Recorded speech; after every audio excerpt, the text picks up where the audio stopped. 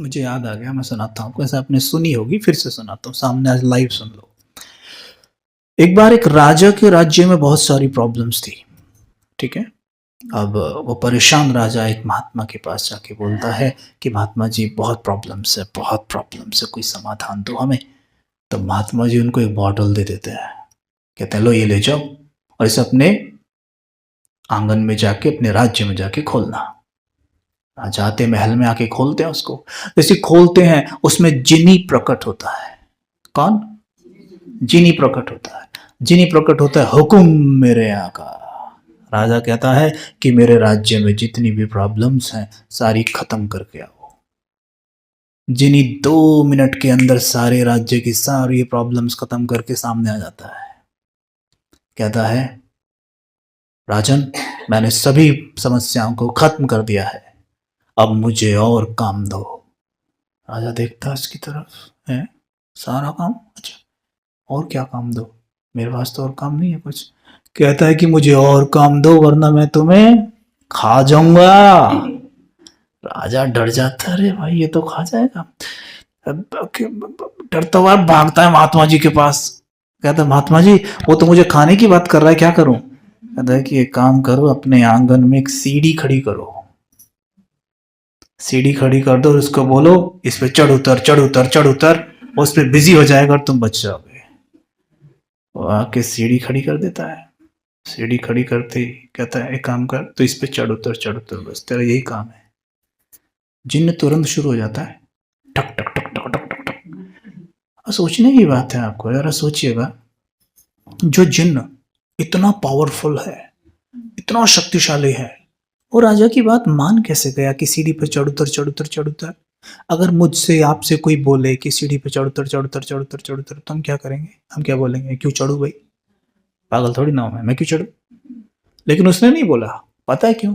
क्योंकि जिन बहुत शक्तिशाली तो है, बुद्धि नाम को भी नहीं है उसके अंदर, ठीक है। तो ये कोई और नहीं है जिन। मैं बचपन में सोचता था जब मैंने कहानी सुनी थी कि काश मेरे पास भी एक ऐसा जिन होता, सारा काम करवा लेता मैं उससे। लेकिन वास्तव में जिन हमारे पास है, वो जिन है हमारा मन, ठीक है। ये मन इतना शक्तिशाली है कि आपकी हर प्रॉब्लम को 1 मिनट में ठीक कर सकता है, लेकिन इसको चाहिए कमांड। जैसे राजा ने जिन को कमांड दी मेरे राज्य की जितनी प्रॉब्लम से सब खत्म करके आओ, तो आया करके, और आते बोला और काम दो। राजा ने कहा कि चल सीढ़ी पे चढ़ उतर तो शुरू हो गया, ठीक है। उसमें इतनी शक्ति है और आपका हर आदेश मानता है वो, लेकिन उसके लिए हमारी बुद्धि शिक्षित होनी बहुत जरूरी है। और वो शिक्षाएं बाबा इस बुद्धि को दे रहा है। बाबा हमें बुद्धिवानों का भी बुद्धिवान बना देता है, दिव्य बुद्धिवान बना देता है। इसलिए सतयुग में बुद्धि यूज करने की जरूरत नहीं पड़ेगी। देवताओं को रॉयल बुद्धू कहा जाता है। They don't use their intellect, वो बुद्धि यूज नहीं करते वहां, ठीक है। इतने बुद्धिमान होते हैं कि ऑटोमेटिक मोड में सब चीज ठीक चलते हैं, सोचते नहीं बैठ के क्या करूं, करने की जरूरत ही नहीं है। इतना बढ़िया बुद्धि मतलब उनकी हो जाती है यहाँ पे हमारी, कि वहां जरूरत ही नहीं पड़ेगी आपको ये चलाने की, ऑटोमेटिक मोड में चलेगी अपने आप। कलयुग में इस जिन्न से हम अपना महल गिरवा रहे थे। कलयुग में इस जिन्न से हम अपना महल गिरवा रहे थे। जब वो जिन्न आके राजा को बोला मुझे और काम दो वरना मैं तुम्हें खा जाऊंगा, अगर राजा कहता कि तू एक काम कर, मेरे पास तो कोई काम नहीं है, तू मेरा महल गिरा दे, तो वो क्या कहता? राजा जब कैसा हुक्म दे रहे हैं, आपने इतनी मेहनत से महल बनाया है, आप क्यों गिरवा रहे हैं? ऐसा कहता वो, ठक से जाके गिर देता, 1 मिनट में आके खड़ा हो जाता गिर के, अब मुझे और काम दो। सोचा आपने एक बार? तो यहां भी तो वही हो रहा है। जो इस बात को समझ गया ना, वो मन को समझ गया। यहां भी तो वही हो रहा है। क्या हो रहा है कि कलयुग में जब वो जिन हमारे पास आके बोलता था कि मानो वो राजा में हूं कि हे राजन मुझे और काम दो वरना मैं तुम्हें खा जाऊंगा, तो हम क्या कहते थे? हमारा महल गिरा दे भैया और क्या कर। मतलब हम उसे कोई काम ना दे के उल्ट सुल्ट कमांड देते रहते थे और वहां लगा रहता था और उल्टी सुल्टी हरकतें करता रहता था। महल मतलब हमारे जीवन रूपी महल को ढाता रहता था, हमें रुलाता रहता है, तोड़ता रहता है। ये भी तो एक कमांड ही है कि बेटी की चिंता, हस्बैंड के जॉब की चिंता, ये भी तो कमांड है। कमांड तो बुद्धि ही दे रही है ना। तो बुद्धि में अभी भी कौन बैठा है? युगल। बुद्धि में कौन बैठा है? बेटा, बेटी, सखा, सखी, ये बैठे हैं बस। अभी बुद्धि में बाबा कहां बैठा है? जब बाबा बैठ गया ना, तो बाबा और मैं आत्मा, दैट्स इट, यहां पार्ट बजा रही हूं। मैंने ऐसे 84 चोले बदल डाले। आपका शुभ नाम क्या है शरीर का? सर्वदा। मैं आत्मा अभी सर्वदा बहन का पार्ट बजा रही हूं, पर मैं सर्वदा बहन नहीं हूं।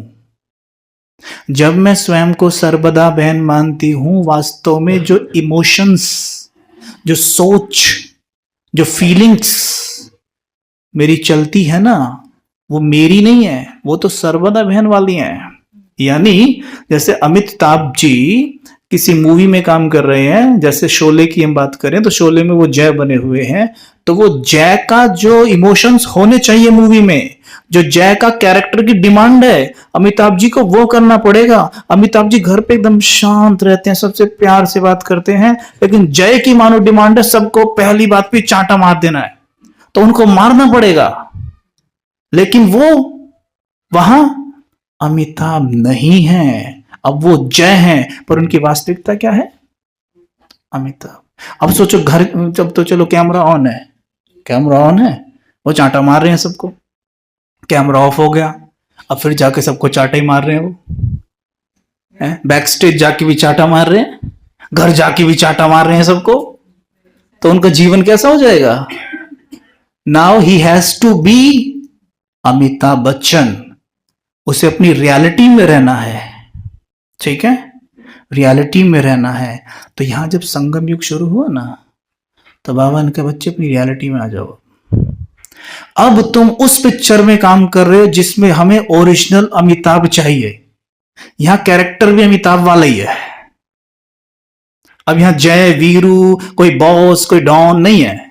ये वाली मूवी कुछ ऐसी है कि इस मूवी में आपका नाम भी अमित ही है और आपका काम भी वही है जो रियल लाइफ में है। तो आसान होना चाहिए ना। तो बाबा ने भी तो हमसे वही कह दिया कि बच्चे अब स्वयं को बस आत्मा समझो। मैं ये शरीर हो ही नहीं, मैं ये रोल हो ही नहीं, मैं एक सोल हूं। Don't be role conscious, be soul conscious, है ना। साथी और साक्षी, साथी शिव बाबा के, फिर साक्षी होके देखते जाओ क्या चल रहा है। दुनिया के लिए एक्टिंग चल रही है, हमें अपनी ओरिजिनलिटी में पार्ट बजाना है अभी, कि मैं जो हूं, जैसा हूं, मुझे वही पार्ट बजाना है। मैं कौन हूं? कैसी आत्मा? बहुत सुंदर, बहुत प्यारी, बहुत शांत, बहुत सुखी, भरपूर। मैं शारदा बहन कौन हूं? हाँ, पक्का हुआ। मैं कौन हूं? कौन हूं? कौन हूं? कौन हूं? कैसी आत्मा? कैसी? कैसी? बड़ी प्यारी सी, कितना ही प्यार ले जाओ, कोई जितना लेना ले जाओ, किसी से मांगती नहीं है मुझे प्यार दो। इस वक्त प्यार मांगे समझ लो सोल से फिर रोल कॉन्शियस हो गए, क्योंकि शारदा बहन को रोल मिला है कि प्यार मांगना है। वो स्क्रिप्ट तो शारदा बहन के लिए है, प्यार मांगने की, लेकिन वास्तव में तो आत्मा प्यार का भंडार है। जैसे कहा था ना, अमित जी बड़े शांत हैं, बड़े प्यारे हैं घर पर, उनकी ओरिजिनलिटी तो शांत है, पर वो कैरेक्टर की डिमांड है थप्पड़ मारने की, वो मार रहे हैं, जिसको देखते भट्ट से मार देते हैं, है ना, वो डिमांड है। ऐसी शारदा बहन की डिमांड है वो तो मांगना, पर अब शारदा बहन थोड़ी ना, जिस दिन बाबा के बने खत्म शारदा बहन, तो स्वाहा हो गए, स्वाहा हो गए। मैं कौन हूं? हाँ, कैसी आत्मा? Very good. ध्यान रखना, बाबा की हर मुरली में आता है बच्चे स्वयं को आत्मा समझ बाप को याद करो। कभी नहीं कहते बाप को याद करो डायरेक्ट। जब तक स्वयं को आत्मा नहीं समझोगे बाप याद आ ही नहीं सकता, है ना। अब स्वयं को माँ समझी तो योग में भी बैठी है माँ, कर रही है शिव बाबा को याद, आ रही बेटी याद है, क्योंकि माँ हो ना, रोल कॉन्शियस, माँ के चरित्र में डूबी हुई है एकदम। मानो कहीं लेके गई, रिग्रेशन कराया, पिछला जन्म दिखा दिया। पिछले जन्म में देखा, अरे वहां मैं किसी का बाप का रोल बजा रही हूं, हैं, अरे भाई पिछले में चले गए, अरे मैं तो सड़कों पे फूल बेच रहा हूं। यही तो नाटक है, वास्तविकता तो यही है। वहां बेटी दिखाई नहीं देगी दूर दूर तक भी। जो आत्मा आपकी बेटी का रोल बजा रही है वो दिखाई भी नहीं देगी वहां कहीं भी। तो जैसे ही सोल कॉन्शियस होते हो ना, हर चीज का समाधान आपके सामने खड़ा है। क्यों? बाबा कहते हैं बच्चे आत्मा समाधान स्वरूप है। हर समस्या का समाधान उसके पास ऐसे ऐसे ऐसे ऐसे चुटकी बजा के। आत्मा निर्विघ्न है। विघ्न तो तब आते हैं जब रोल कॉन्शियस होते हो। स्वयं को क्या मानते हो? अपना जो नाम है, रूप है, ये काला गोरा मोटा पतला, ये सब है ना। वास्तव में कौन हूं? पक्का हो रहा है ना? हिला लो अच्छे से। कौन हूं मैं? अपनी घोट तो नशा चढ़े, घोट लो आज अच्छे से। नशा चढ़ जाना चाहिए कि मैं एक आत्मा हूं। एक दूसरे को देखो, अब देखो, शरीर नहीं देखना। देखो देखो, एक दो दो को देखो, एक दो को देखो। किसी की गाड़ी को नहीं देखना है, शरीर को नहीं देखना है, कपड़ों को नहीं देखना है।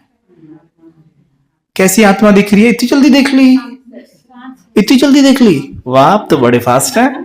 ठक ठक ठक, ये बहुत बड़ा अभ्यास आपका तो भाई है। अच्छे योगी बैठे हैं यार। कदम खेलो, ओके चलो जी, हो गया कबीर भाई। हाँ जी बाबा, हाँ जी, बहुत बढ़िया बहुत बढ़िया।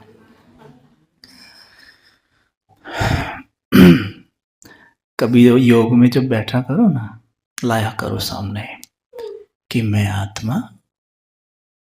अपने 84 चोले सामने ले आया करो, आधे मेल और आधे फीमेल, बिल्कुल सामने, जैसे खूंटी पे कपड़े टंगे होते हैं ना, बिल्कुल ऐसे ही एक रूहानी खूंटी है और उस पे सारे के सारे कॉस्ट्यूम मेरे 84 के 84 टंगे पड़े हैं।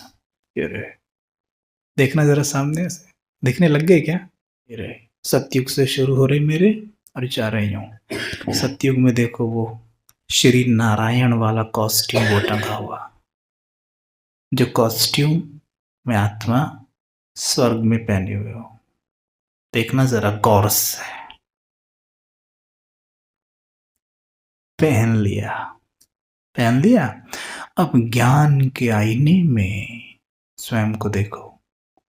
जैसे यहां देखते हो ना, साड़ी पहनी शीशे के सामने, ऐसे ऐसे ऐसे ही देखो, ज्ञान का आईना सामने है और उसमें मैं श्री लक्ष्मी, श्री नारायण दिखाई दे रहा हूं। देखो अच्छे से, स्पष्ट देखो, मैं श्री लक्ष्मी, श्री नारायण वाले कॉस्ट्यूम में आत्मा। मैं एक दिव्य आत्मा हूं। अब देखना श्री लक्ष्मी जी कैसे चल रही हैं स्वर्ग में। चल के देखो, वॉक करो, वॉक एंड नोट करो, क्योंकि वहां मैं वास्तव में जो हूं, मुझे रोल भी वही मिला हुआ है। वहां ऐसा नहीं है मैं हूं बड़ी प्यारी और रोल मुझे गुसैल का बजाना है, नहीं। हूं शांत तो रोल भी ऐसा ही है। यही मेरी ओरिजिनलिटी है। देखो देखो माता, जल्दी जल्दी दिख रहा है। अगले जन्म में चले जाओ, अब की बार श्री नारायण का कॉस्ट्यूम पहन के देखो, पुरुष का पहन लिया, ठक ठक से पहनना, एकदम एक एक सेकंड के अंदर पहना। अब वॉक करना जरा। मैं श्री नारायण हूं, श्री लक्ष्मी जी का मैंने हाथ पकड़ा हुआ है, बहुत सुंदर बगीचे में टहल रहा हूं। देखो कितना सुंदर नजारा है ना। शीतल पवन बह रही है, कोयल गा रही है, तितलियां मंडरा रही हैं, सुंदर सुंदर गौएं मेरे पास घूम रही हैं, सुंदर सुंदर मोर नाच रहे हैं। शीतल पवन के बहाव में वृक्ष के पत्ते साज बजा रहे हैं। चारों तरफ दृष्टि घुमाकर देखिए, सभी आत्माएं देवी देवताओं के चोले में घूमती हुई। इस क्लास में जितनी भी आत्माएं, सबको स्वर्ग में देखो, सबको कैसे दिख रही हैं, कैसे दिख रही हैं। अच्छे से देखना, स्वर्ग में स्पष्ट एकदम। जितनी भी क्लास में बैठी हैं सब स्वर्ग में। बहुत सुंदर कॉस्ट्यूम, चोला।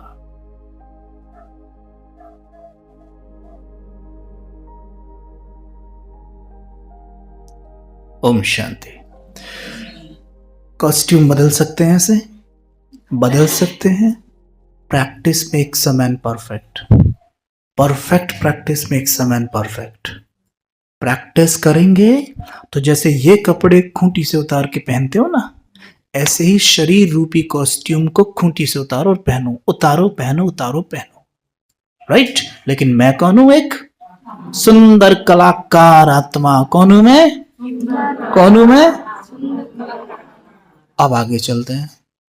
जैसे जैसे योग में बैठो तो उससे पहले मुरली के कुछ पॉइंट पढ़ लिया करो। पढ़ लिए, चिंतन करना शुरू किया करो। हम क्या करते हैं, जाके प्लेन सीधा योग में बैठ जाते हैं। ऐसे अभी 1 सेकंड पहले तक हम थे बेटा बेटी युगल और के चिंतन में, और जाके सीधे बैठ गए। अब होती है हमारा झगड़ा शुरू माइंड का, व्यर्थ का समर्थ से, क्योंकि समर्थ तो है ही नहीं, चिंतन तो कुछ है ही नहीं। तो पहले मुरली के कुछ पॉइंट पढ़ लिया करो, उसका चिंतन कर क्या करो। ऐसे बैठ गई हूँ, अच्छा बाबा ने आज बोला ये, बाबा ने वो बोला, ओके, फिर बाबा ने कहा ऐसे करो, अच्छा बाबा ने सुबह। करते करते मन शांत होता चला जाएगा, और शांत मन होते ही बुद्धि। ट्रेन कभी भी भागती हुई ना ऐसे नहीं रुकती है, ऐसे ऐसी होता है ना। जब मन की गति बहुत तेज हो ना, तो उसे आप क्या करते हैं, योग में बैठते ही शूर, वो रुकती नहीं है, वो रुकता ही नहीं है, और ऐसे सर ब्रेन हैवी हो जाता है। फिर कहते हो भाई जी योग में ना सर भारी हो जाता है। वो तो इसलिए होता है ना, ब्रेन पे जोर पड़ रहा है। तो उसको धीमे धीमे स्लो कैसे करते जाएंगे, जब समर्थ चिंतन शुरू हो जाएगा। पहले ज्ञान है, योग दूसरा सब्जेक्ट है। पहले ज्ञान यानी मुरली पढ़ो, उसका चिंतन करते जाओ, करते जाओ, मन शांत स्लो होता जाएगा अपने आप।